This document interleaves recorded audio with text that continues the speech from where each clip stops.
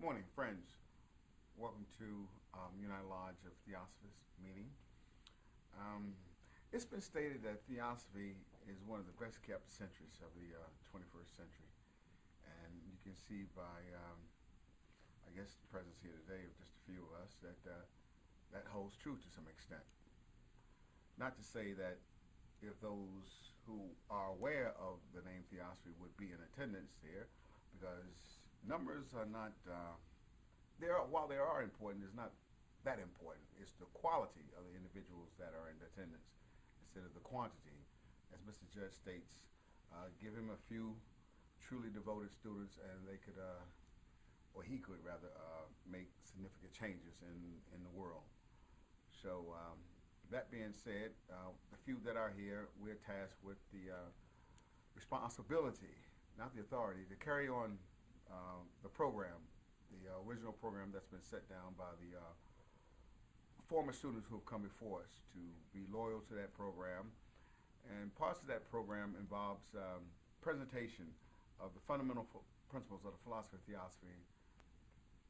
And because of that, being such a broad platform, there's no time to take part in side issues or personal opinions. We have no bylaws, constitution. The sole bonding basis for us gathering is the similar to aim, purpose, and teachings. Welcomes to its accord, all its meanings here, all those who are in accord with those declared purposes to help and teach others. That's essentially the mission here. And we are focused on the message, the masters, and the messengers.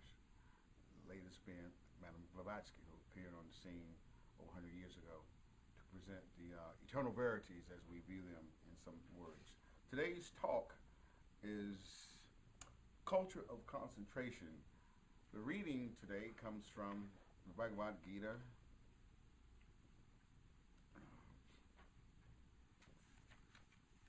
chapter 2. Krishna speaks. As a man is said to be confirmed in spiritual knowledge when he has forsaken every desire which enters into his heart, and of himself is happy and content in the self through the self, his mind is undisturbed in adversity, he is happy and contented in prosperity, and he is a stranger to anxiety, fear, and anger. Such a man is called a Muni. When in every condition he receives each event, whether favorable or unfavorable, with an equal mind, which neither likes nor dislikes, his wisdom is established. And having met good or evil, neither rejoiceth at the one nor is cast down by the other. He is confirmed in spiritual knowledge when like the tortoise, he can draw in all his senses and restrain them from their wanted purpose. The hungry man loses sight of every other object but the gratification of his appetite. And when he is become acquainted with the Supreme, he loses all taste for objects of whatever kind. The tumultuous senses and organs hurry away by force, the heart even of the wise man who striveth after perfection. Let a man restraining all these remain in devotion and rest in me, his true self. For he who have his senses and organs in control possesses spiritual knowledge. He who attendeth the inclination of the senses in them have a concern, and from this concern is created passion. From passion, anger. From anger is produced delusion. From delusion, a loss of memory. From the loss of memory, loss of discrimination.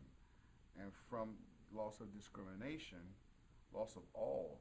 But he who, free from attachment or repulsion for objects, experiences them through the senses and organs with his heart, obedient to his will, attain to tranquility of thought. And this tranquil state attained therefrom shall soon result a separation from all troubles. And his mind being thus at ease, fixed upon one object, it embraces wisdom from all sides. The man whose heart and mind are not at rest is without wisdom or the power of contemplation. He doth not practice reflection, have no calm. And how can a man without calm attain happiness? The uncontrolled heart, following the dictates of the moving passion, snatches away his spiritual knowledge, as a storm to bark upon the raging ocean. Therefore, O great armed one, he is possessed of spiritual knowledge, whose senses are withheld from objects of sense. What is night to those who are unenlightened is as day to his gaze. What seems as day to today is known to him as night, the night of ignorance. Such is the self-governed sage. And today's talk will be presented by another student, the culture of concentration.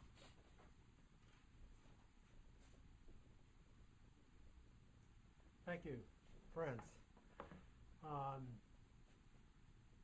One of the most difficult things we have to do is to learn how to concentrate. In order to discover great and grand thought, we must set the whole mental energy of ours in one direction only.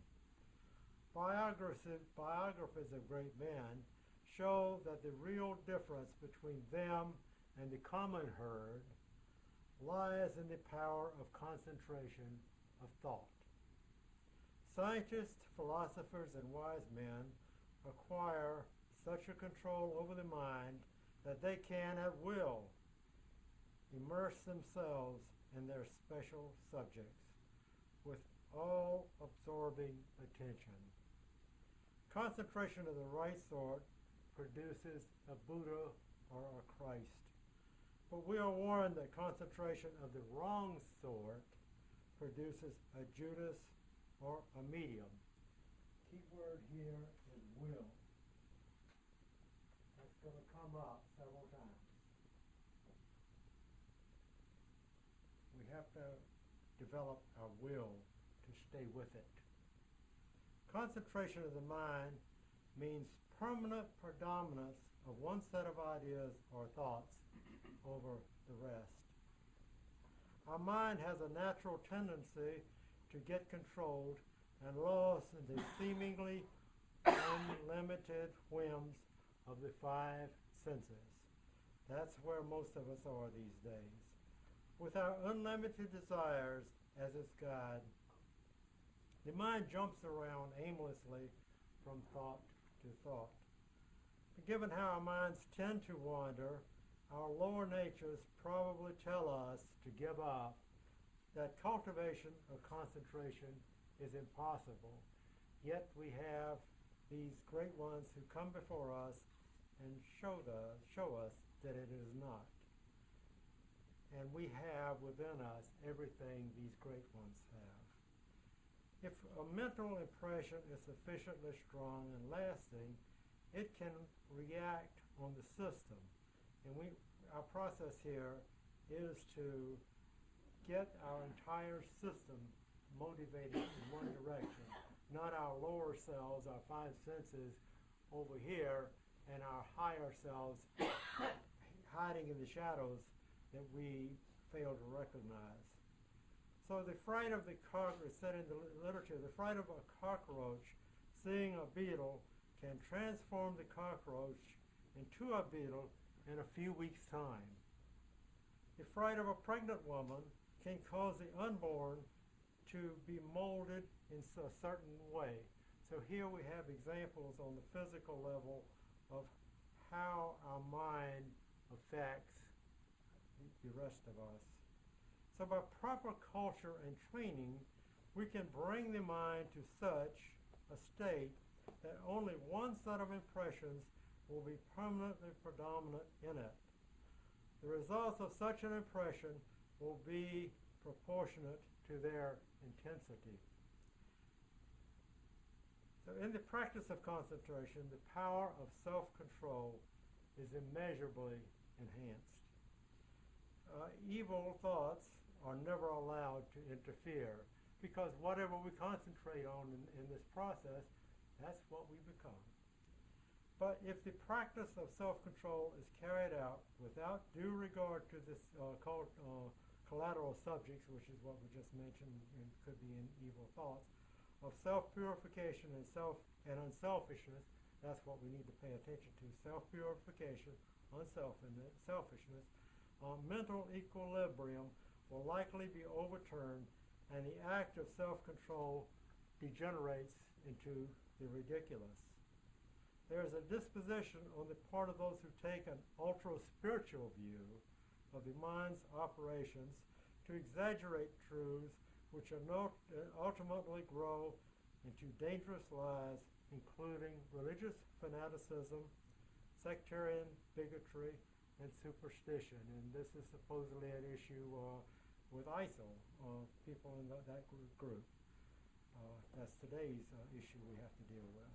So self-control then is the prime factor which serves to distinguish the sublime from the ridiculous, and to keep the mind within legitimate bounds. But in order to ensure success in the practice of concentration of the mind, we should have a clear idea of our focus, which is on self-control efforts.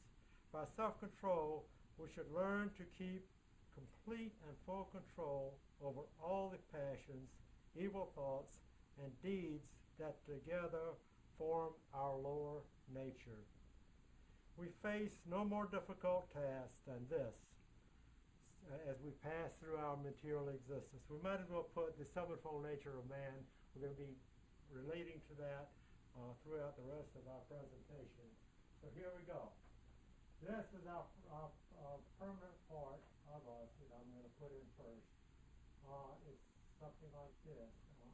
This is Atma, that's the highest principle, and Buddhi, which is the vehicle of that principle, and mind. This, we only have one mind, but right now we're operating on the physical plane, so we really have, we can think of as two minds to bring together. One to control our senses, our lower mind here, and then we have a physical body, then we have an astral body, and then we have our passions and desires. Electronic part of us.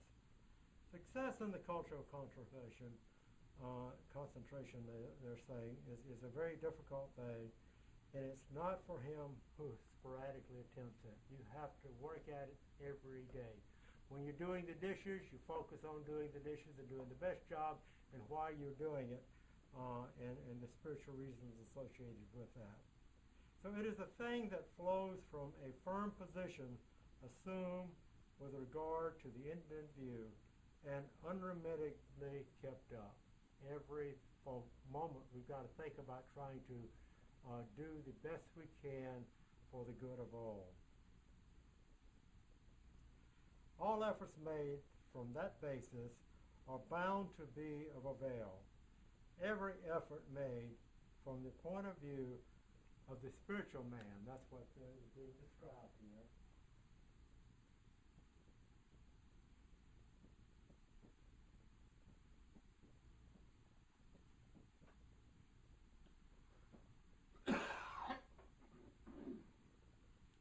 every effort counts because it makes the body subservient to the thinking principle.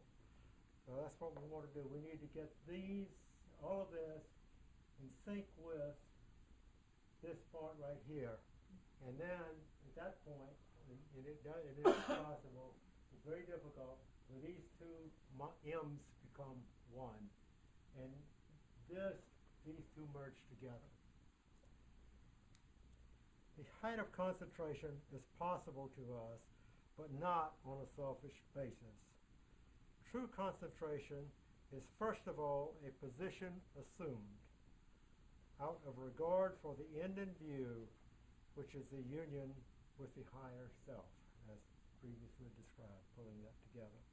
That is the highest yoga. The concentration upon it is true concentration. And concentration must be attained before we can ever reach that stage where eternal knowledge of every kind is ours to the last degree, before we shall once more resume and wield those powers which are the heritage of all. Every one of us has that power, that heritage. So there's lots of literature on concentration, but mere book learning without faith is as useless as faith without works, as we hear in the religious setting. So the virtues associated with concentration must be made part of our life, and their philosophical basis must be understood. It is said of Buddha that to become such, the will for spiritual achievement had to be held unbroken through centuries of incarnations. So all of us cannot become Buddhas in this manvantara, but the vastest material gain is worthless beside even the slightest modicum of permanent growth. So if we work at this every day of the year, permanent growth comes from concentration upon the doing of material deeds for achievement of spiritual ends. Mentioned washing of dishes for this, material deeds for spiritual ends.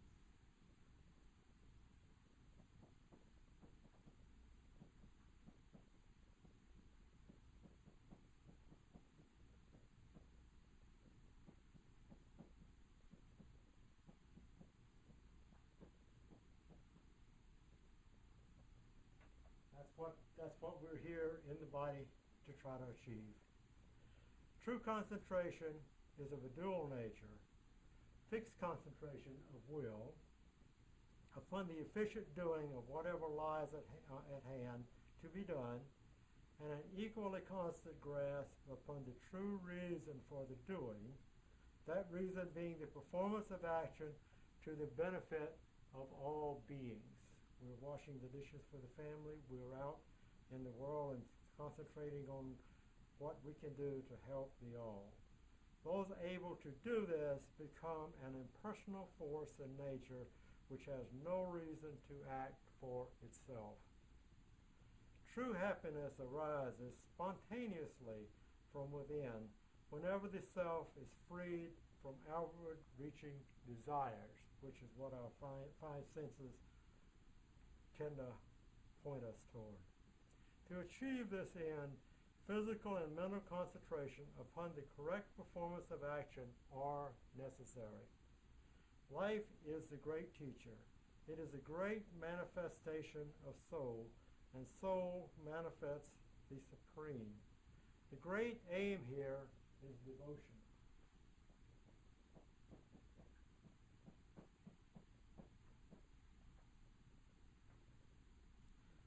Devotion is success in actions, says the Gita. We must use our higher and lower faculties alike. This is laid out here, that's our sevenfold nature. All need to be pointed in the same direction. We may not succeed in this lifetime even if we fully practice the virtues, and the virtues are laid out in the paramitas in the Voice of the Silence on page 52. But we accumulate much merit in our efforts to do so. We must find and seize great stores of knowledge. So around us are books with pointing us to this great store of knowledge, which we are working by studying the Secret Doctrine, Isis Unveiled, preceding that, and other religion or other related material here points us to that store of knowledge, science, philosophy, and religion, of the synthesis of those three in the correct way. So it's said in the Gita that the kingdom of heaven, one of our students says this frequently, the kingdom of heaven is not to be had for the asking.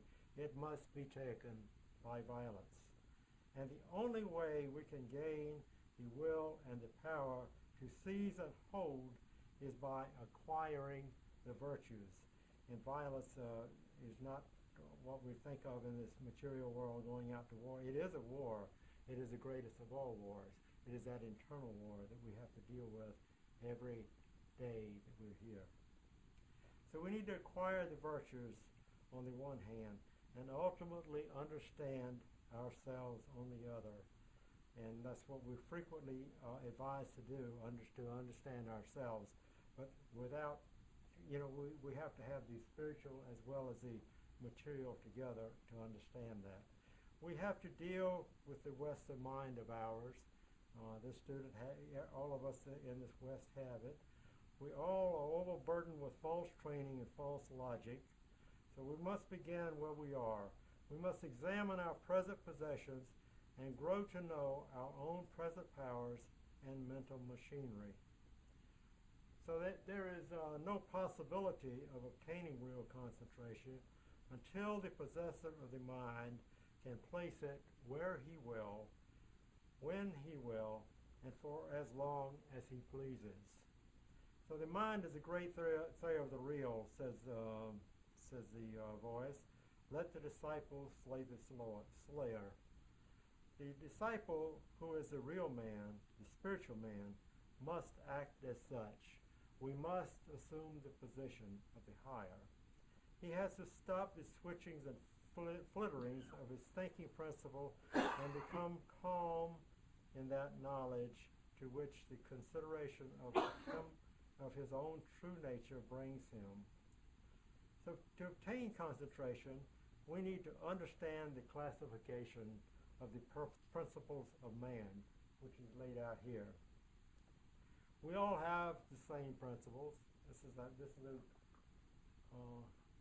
our makeup right here.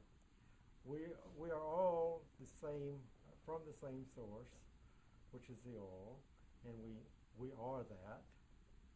We're all from the same source, all parts of a great whole, all sparks and rays from the infinite life and spirit are the great absolute, or Atma, the absolute principle. The second principle, Buddhi, is the acquired wisdom of past lives as well as this one. So the next principle, Manas, which is now broken into two, the higher mind, the real power to think, the real power to think.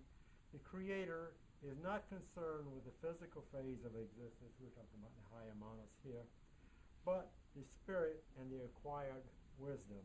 This is what goes on from life to life, the acquired wisdom. These three principles together make the real man, Atma, Buddhi, Manas. Our lower Manas, which is the lower M there, is the transitory aspect of the higher mind. So this is where we have a tendency to dwell, because within this lower mind is our thoughts, our feelings, and concerns about the personal self. Whether we're going to make it to the next promotion and so forth.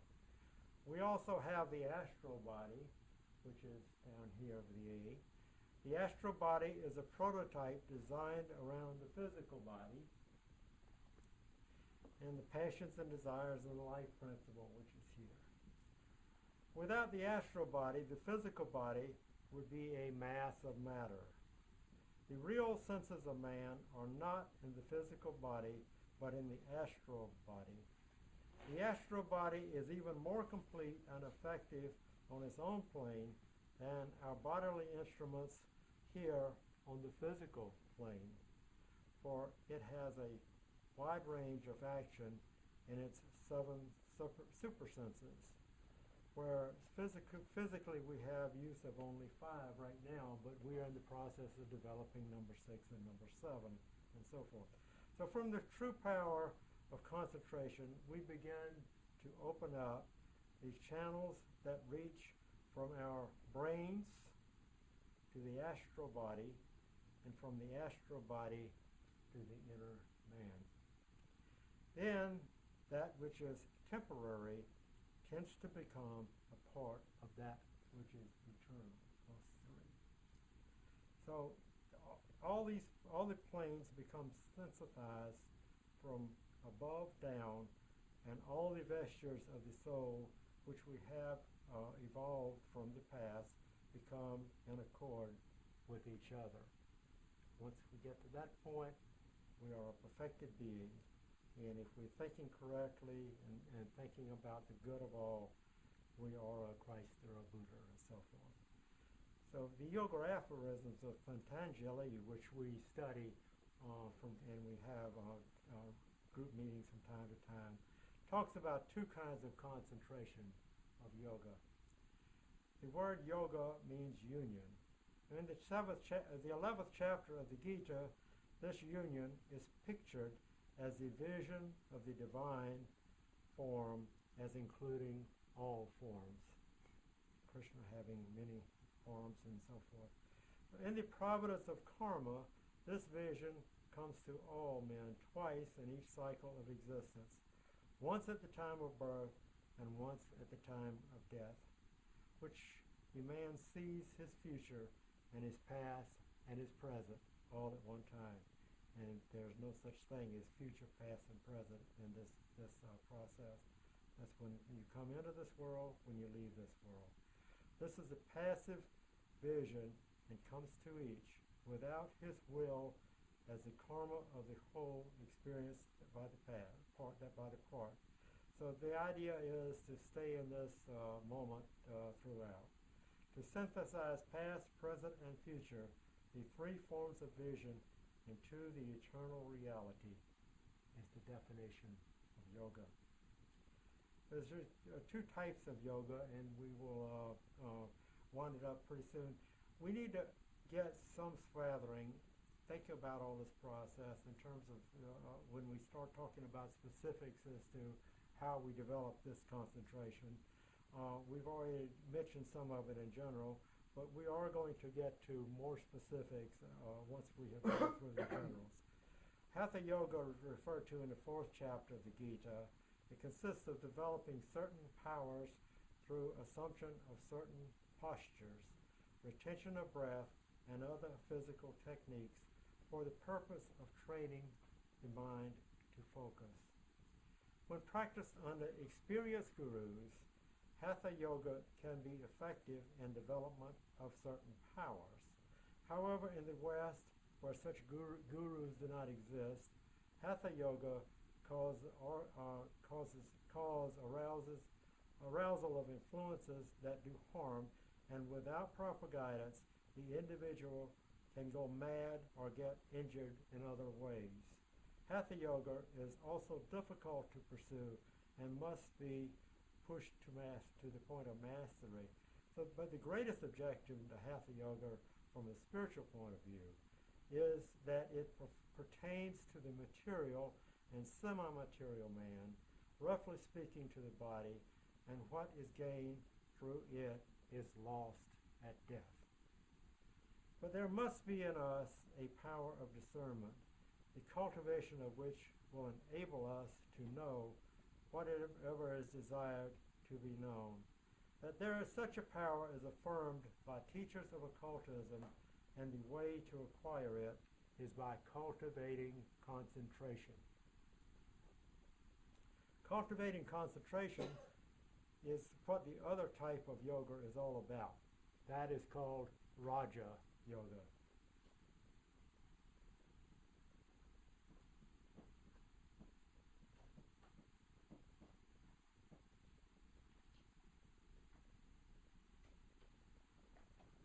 There's some kind of called Raj Yoga. Raja Yoga discards those physical emotions, postures, and recipes relating solely to the present personality and directs the student to virtue and altruism as the basis from the start. That's where we start from. The Yoga aphorisms and the Bhagavad Gita both provide instructions on Raja Yoga. The Gita gives prominence to three aspects of concentration. Liberation is attained by means of action, devotion, and spiritual discernment, it says, and it gives instructions on all. It talks about three qualities, in man and nature. The Thomas in man and nature are corresponding. There are corresponding things with respect to the two, since nature is from the all and so is man. The Thomas quality is the gross material or dark quality. T-A-M-A-S-S, T-A-M-A-S.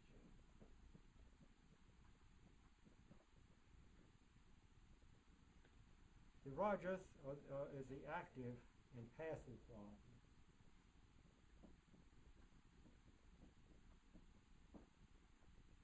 And then we have the Sattva, which is associated with light, peace, happiness, and wisdom.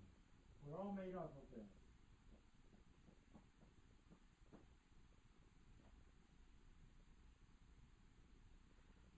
We cannot ignore or set aside a single one of these qualities when using our indomitable will and developing our powers of concentration.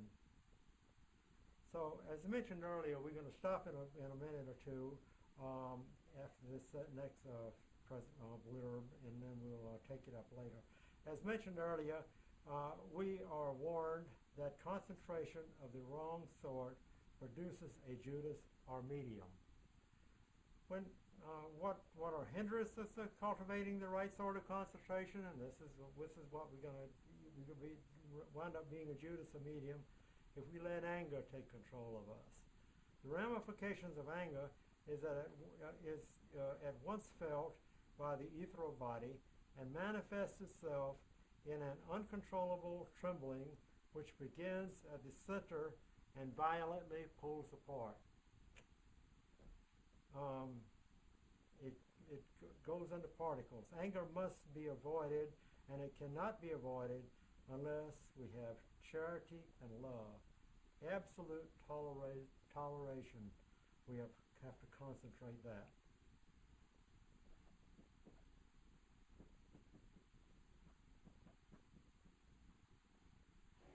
So from anger to that, think about that at all times. Envy is the second problem area. It has a powerful action as strong as the field as anger. It begins on beings of all classes. That it brings in every evil passion. Envy must be gotten rid of, and it cannot be gotten rid of as long as the personal idea is allowed to remain with us. As long as I think of myself as separate from my neighbor, then that becomes a real problem. So we got anger, envy,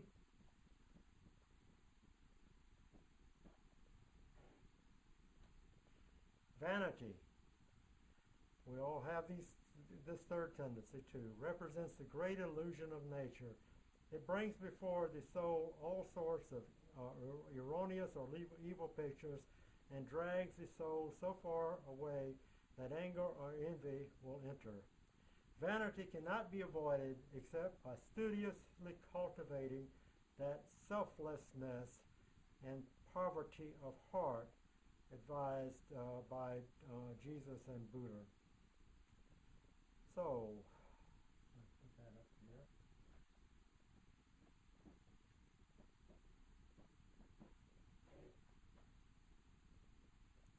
Fear, the great immobilizer.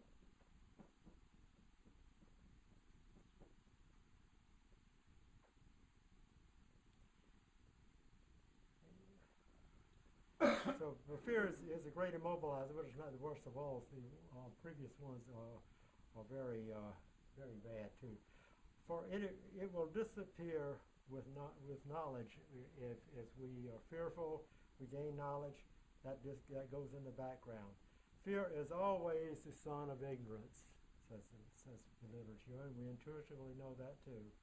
Fear is the same thing as frigidity on earth, and always proceeds by the process of freezing.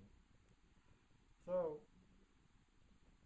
let's see, well, we can do the 4 obstacles that stand in the way of the practice of concentration of thought, and these are termed in Sanskrit the following. Bhikshapa is that natural tendency of the mind to fly from the fixed point. And how familiar probably all of us are with that. This is one of the causes of our bondage. Even with the best of our endeavors to keep an image standing clearly before us, it gets blurred in almost no time. And we find that mind diverts to thoughts all over the place. From wherever we want to be, we're not. Recess Wadden, these are the Sanskrit words which are important to try to understand because they really convey a better meaning than trying to translate this to English. It's a state of mind in which it broods over pleasurable ideas. When it does this, it is very difficult to get the mind back to thinking about the point from where it wandered. Keshaya is a condition in which the mind is lost in unpleasant thoughts. So pleasant and unpleasant thoughts both can get us off track. And then laya is passivity of the mind, which is back down into Thomas characteristic. In fact, all of these four obstacles can be boiled down into the first, which is Vikshapa, and the fourth with is laya. So we'll go over those once more to concentrate that in our memory. Vikshapa is the natural tendency of the mind to fly from fixed point to fixed point, and laya is passivity of the mind. The best remedy against all these obstacles is an iron will, back to will, to overcome them, and a dogged, persistent drill and discipline of the mind. So we're going to have to stop here in a minute and take it up at I think November 16th we can do that. But beyond waking, dreaming, and deep sleep is Turiya. Here there is a complete change of concentration, complete change in condition. The knowledge formerly sought in the external world is now present within the consciousness. The ideations of universal mind are manifested in spiritual intuitions. The term concentration applied without reference to Turiya state is liable to be misunderstood, and a false impression might arise that the spiritual is something to be sought outside of ourselves. No.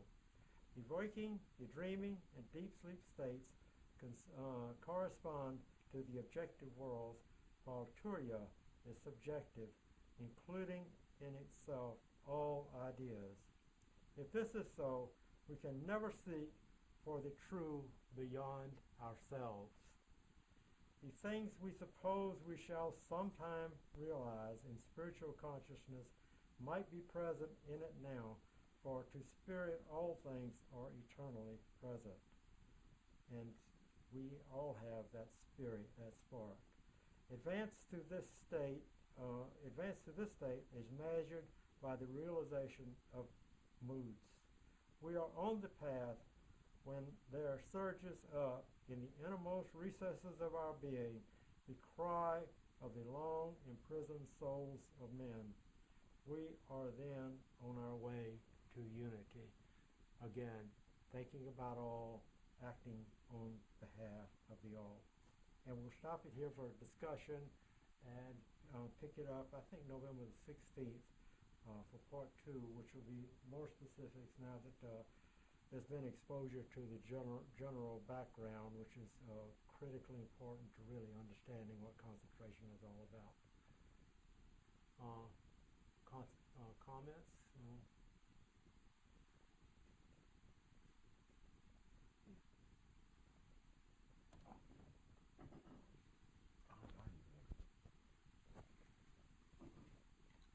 Is it still on? Yes.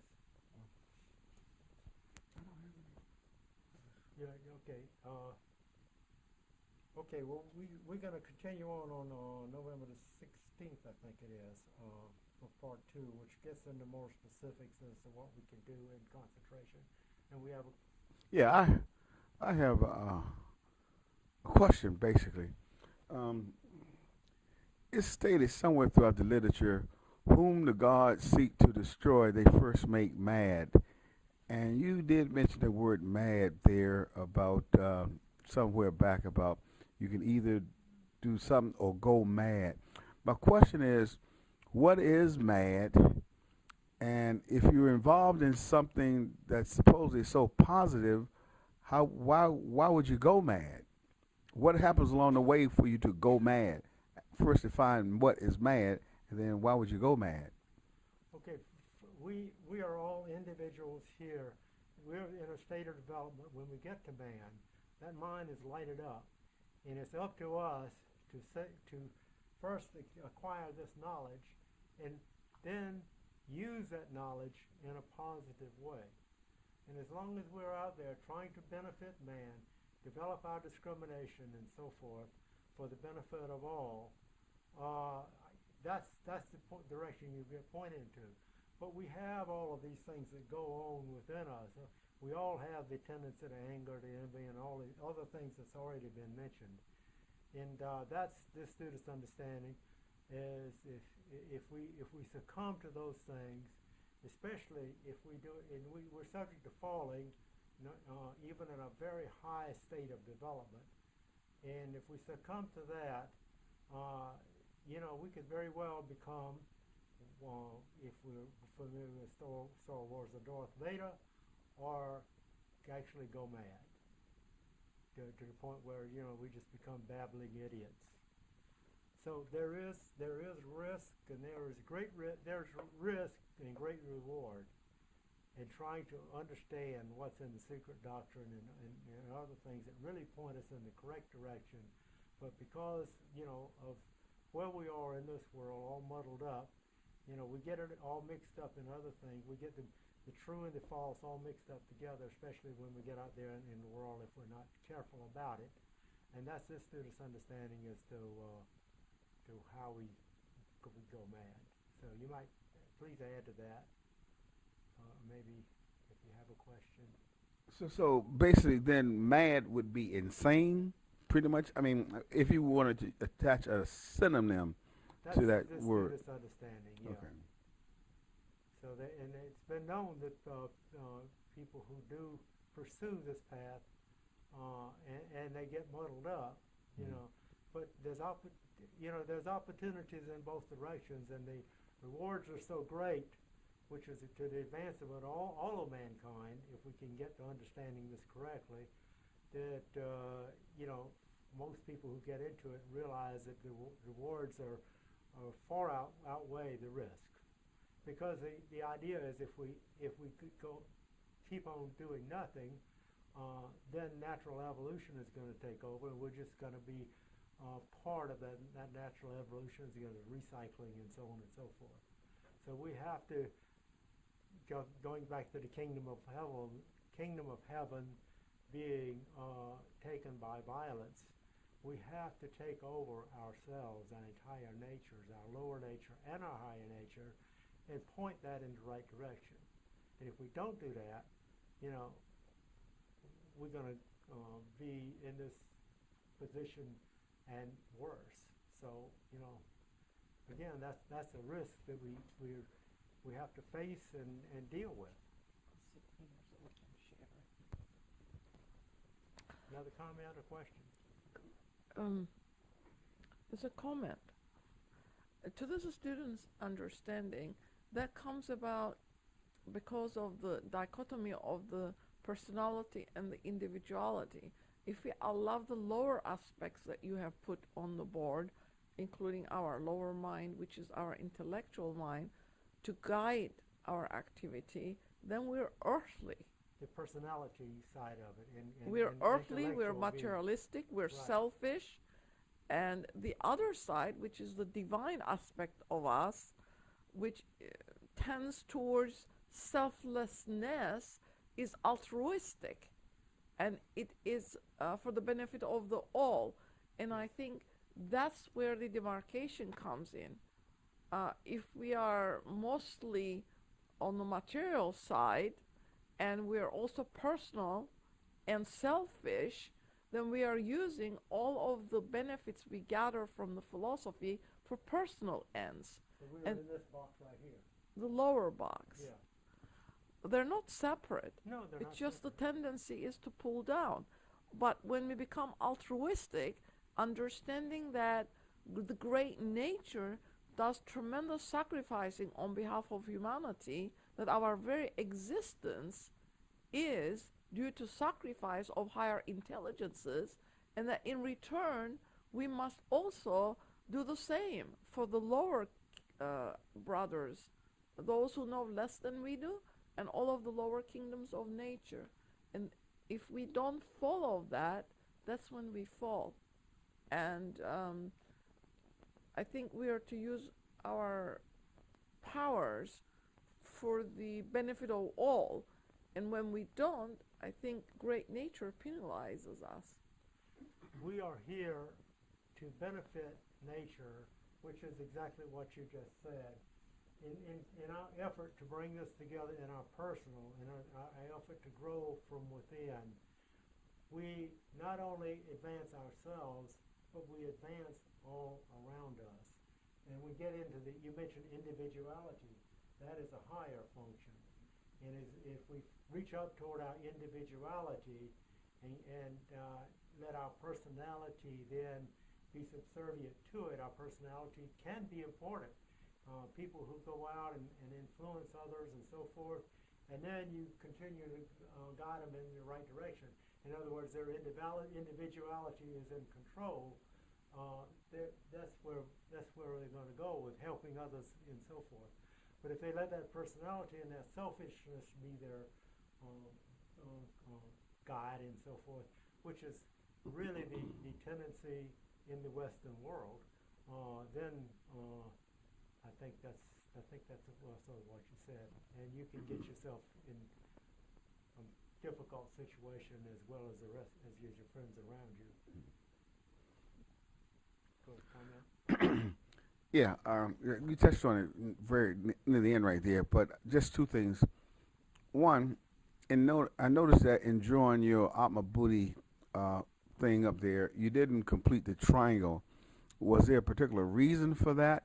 I've noticed, sometimes, when you come down from Atma, they say the right line, it goes to a right angle.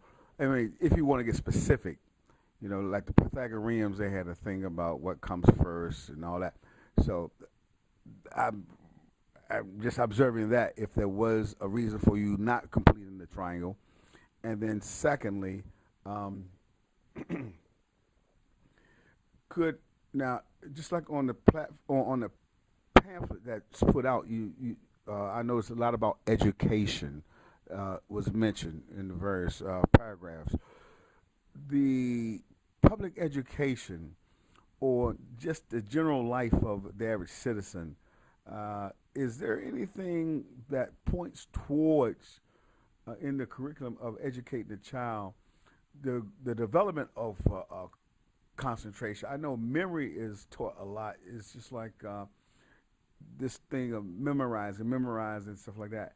How can you incorporate? Yoga seems to be something that is a specialty outside of the curriculum. But how can you incorporate, or what is it that can be put into the school systems that will allow for concentration, but not necessarily be called concentration, because you don't want to something that's too controversial, like mind control, stuff like that. But is there anything that is in the public school system, I guess I'm asking, or within life in general, that could help to develop this concentration other than something that's set aside for concentration? Do you follow what I'm saying? Absolutely. HPB says a lot about education and our current system of education and so forth. And that's really the training of the child is brought out in a chart which is going to be presented in November, which will advise what types of principles apply to as we advance through the age groups. Now, to get to your specific question, it jumped to this student's mind. In the Western world, we think we have to be active all the time. All this activity, all this, the schools you have to memorize and so forth. And if you can't touch it, science stops it there. And we have this great regard for science, which is important. We don't demean science, except to realize that we have this within us which is not measurable, and science stops at the measurable side of it.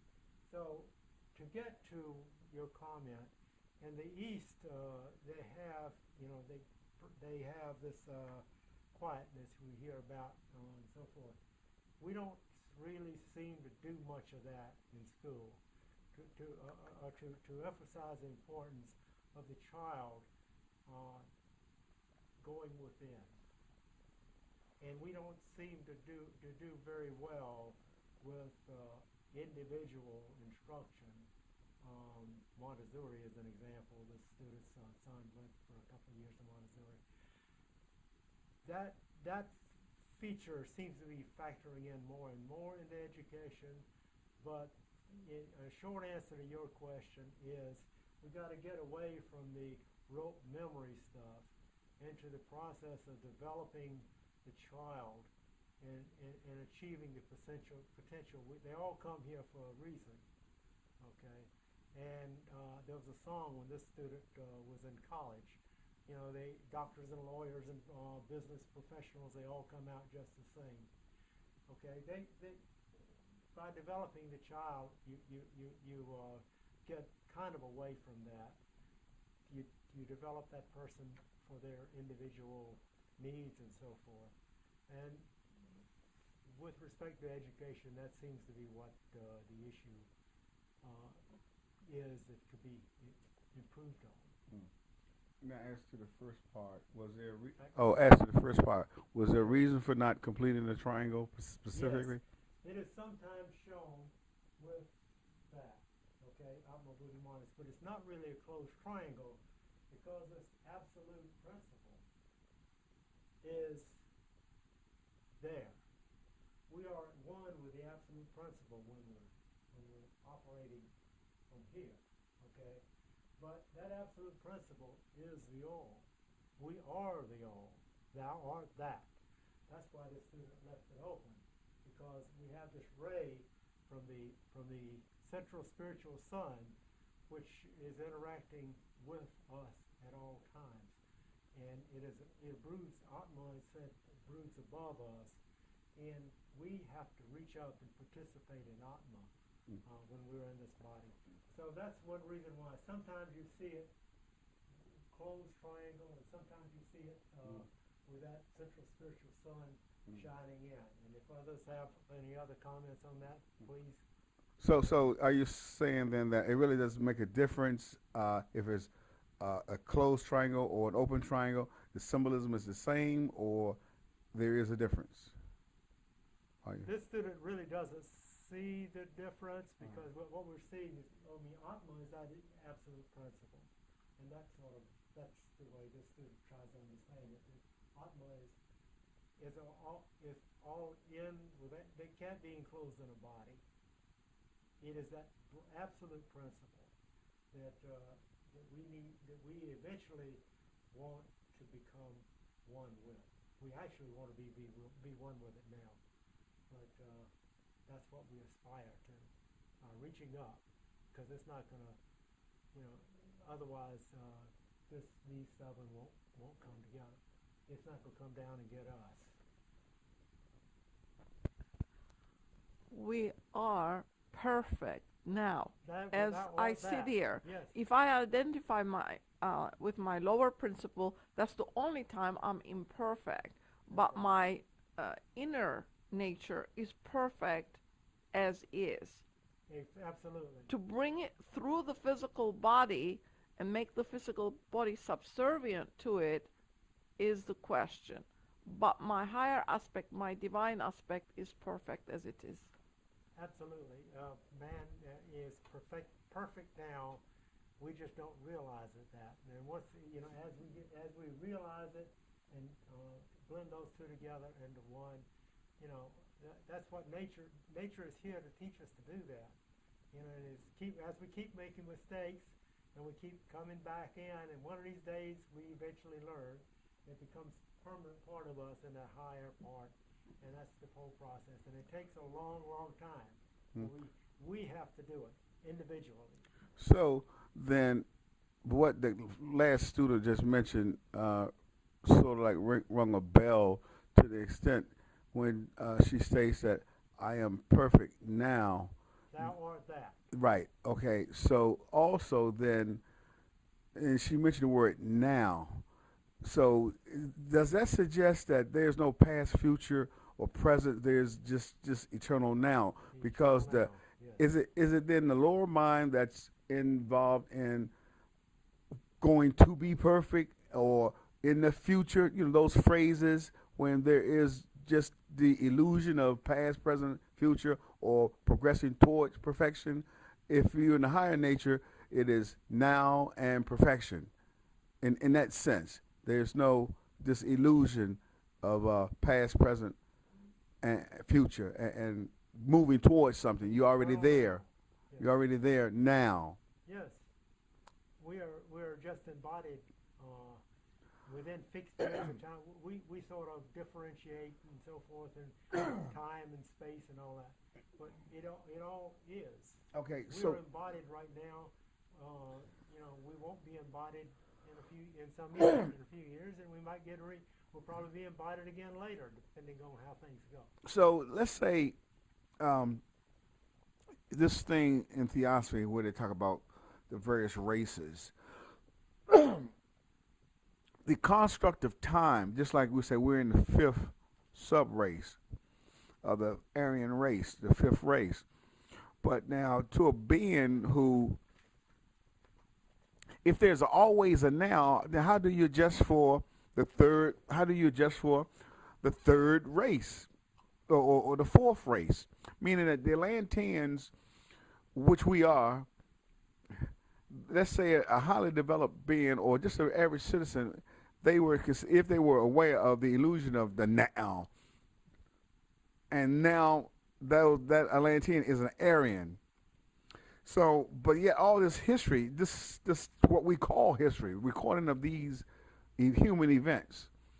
My question is kind of fuddled. I'm just trying to, if there's nothing but the now, there's no past, future, past, present, future in the eternal. So all this, I guess what I'm trying to ask is, how would, let's say, an adept or Mahatma view all the various ages within the now? Are they constructed like, if he was talking to, I guess, someone here on Earth, or he say, well, then, back then, or when he say, all this is now, I guess I'm trying to make a comment, but trying to formulate a question as well. And it's around the construction of this notion of time, past, present, and future, from an adept's point of view, trying to explain this human history or this pilgrimage that we're on in terms of now, then versus the present. In reality, it's all now. There is no, but in terms of the monad, for the soul's construct, there is, I guess back then you would call the past. You feel what I'm trying to get to? Well, this student hit a few things. This student is no adept, so he doesn't know what the adept thinks. But HPV brought out this message from the masters. She was a recorder for the masters. It's here in the Secret Doctrine, and it lays it out. And the Eternal Now, and also the Isis Unveiled, and other publications associated with the Secret Doctrine and so forth, like Mr. Judge's books here, etc. We start from the all, and we have these cycles, and we have talks on cycles, and we can't get into that much right now, other than everything is on a journey, okay, through through the material existence for a purpose, and that is for our self-growth. Nature exists for our self-growth, and we are here to uplift. What's that? It is here for the soul. It is here for the soul, which is the stuff for the soul, okay? And we are here, this student mentioned, called it boots on the ground. We are here to do nature's bidding, to do the all's bidding in the body, okay? We need the material, we need the spiritual side, two sides of one coin, coming in together in working to uplift everything around us. That's what we're doing. By uplifting ourselves, we're doing that around us. In terms of past, present, and future, the eternity, or whatever you want to call it, the time, if you will, without limits is there. And it's very difficult to characterize that because you can't just every time you put a circle up there, it really delimiting time, delimiting this all. So past, present, and future is something that man has made, if this student's understanding is correct, to just understand things better. And it's a moving target within this all. Do you want to? Okay, we're going to now close for today and take this back up on November the 16th. Next week's talk is on what? The sun. The sun. Thank you.